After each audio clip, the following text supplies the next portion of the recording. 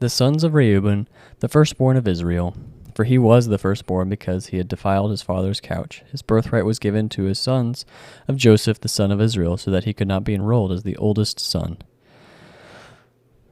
Though Judah became strong among his brothers, and a chief came from him, yet the birthright belonged to Joseph. The sons of Reuben, the firstborn of Israel, Hanok, Palu, Hezron, and Carmi.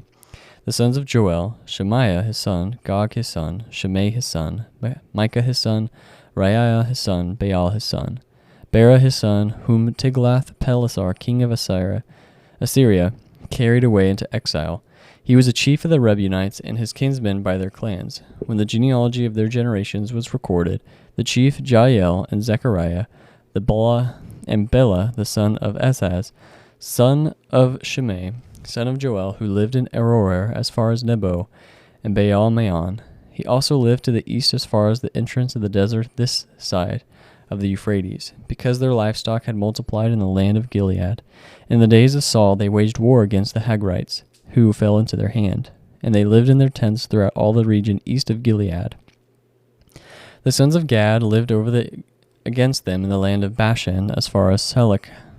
Joel the chief, Shaphan the second, Janai, and Shaphat in Bashan.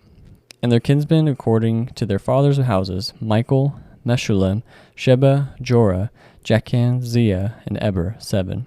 These were the sons of Epitael, the son of Huri, son of Jorah, son of Gilead, son of Michael, son of Jeshiah, son of Jehodo, son of Buz.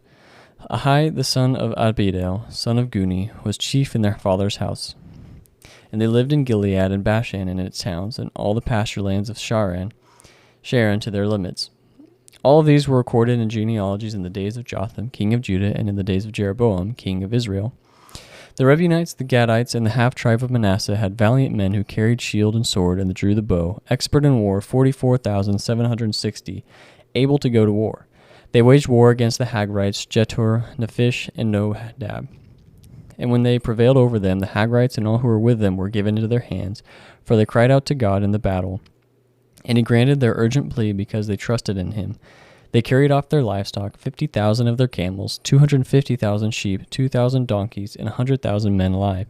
For many fell because the war was with God, and they lived in their place until the exile. The members of the half-tribe of Manasseh lived in the land. They were very numerous from Bashan to Baal Hermon, Senir, and Mount Hermon. These were the heads of their fathers' houses: Epher, Ishi, Alaliel, Azriel, Jeremiah, Hodaviah, and Jahadiel, mighty warriors, famous men, heads of their fathers' houses. But they broke faith with the God of their fathers, and whored after the gods of the peoples of the land, whom God had destroyed before them. So the God of Israel stirred up the spirit of Pul, king of Assyria, the spirit of Tiglath-Pileser, king of Assyria, and he took them into exile, namely the Reubenites, the Gadites, and the half-tribe of Manasseh, and brought them to Halah, Hara, and the river Gazan to this day.